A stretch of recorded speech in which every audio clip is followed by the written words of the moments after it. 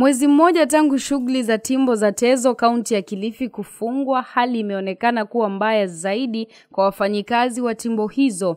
Wapakiaji wa mawe ndio chanzo cha kusitishwa kwa shughuli hizi, walipodai nyongeza ya shilingi 5 kwa kila jiwe kinyume na ada ya awali ya shilingi 2 kwa kila jiwe. Wafanyikazi wa timbo hizo walioandaa maandamano ya amani mapema leo siku ya Jumatatu, wakiongozwa na mwenyekiti wao Sharif Dume Janji, sasa wanalalamikia hali ngumu ya maisha. Tuko hapa kama wafanyikazi kutetea kilio chetu. Kwa muda wa mwezi mmoja sasa hatujafanya kazi. Tukiwa pale, malalamishi yaliyofanya tufunge kazi si bosses wetu, ni loaders. Na wale watu hakuna kitu wameinvest kwa kazi ya kukata jiwe. Mwenye shamba analipwa shilingi 2 kwa jiwe, lakini wewe unaload jiwe unataka ulipo shilingi 5. Hiyo ni kitu haiwezekani. Uwezi ukalipwa na hujainvest chochote zaidi ya yule ameinvest. Bosi analipa stima, anagharamikia gharama za timbo na analipa mishahara. Na jiwe tena anakulipa shilingi 2, unataka kuongezea ifike shilingi 5. Sijawahi pata mahali duniani pesa imeongezeka na 75%. Cha ukweli ni waongezwe kama itazidi ni shilingi 1. Kwa sababu haina haja tuweke jiwe shilingi 5. Mwenye shamba demand zake 5. Tuende mpaka sisi wafanyikazi tudimandi kuongezewa jiwe. Mpaka dakika ya mwisho tuuze jiwe moja shilingi 100. Hiwe tuko na mshahara mkubwa lakini hatulipwi sababu mawe hayaendi. Kilio chetu ni kupinga maandamano ya loaders.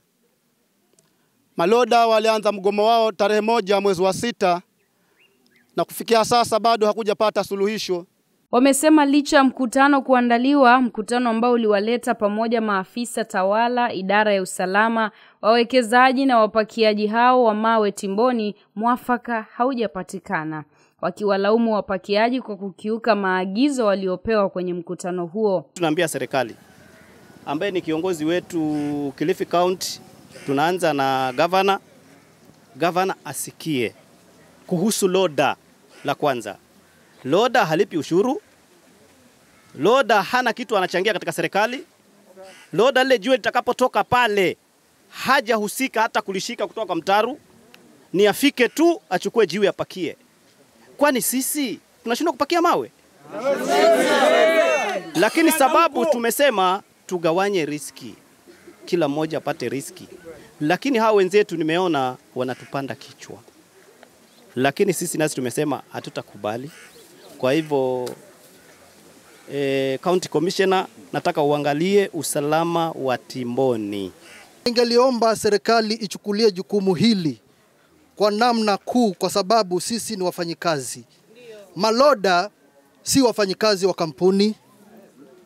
Maloda walijiajiri wenyewe.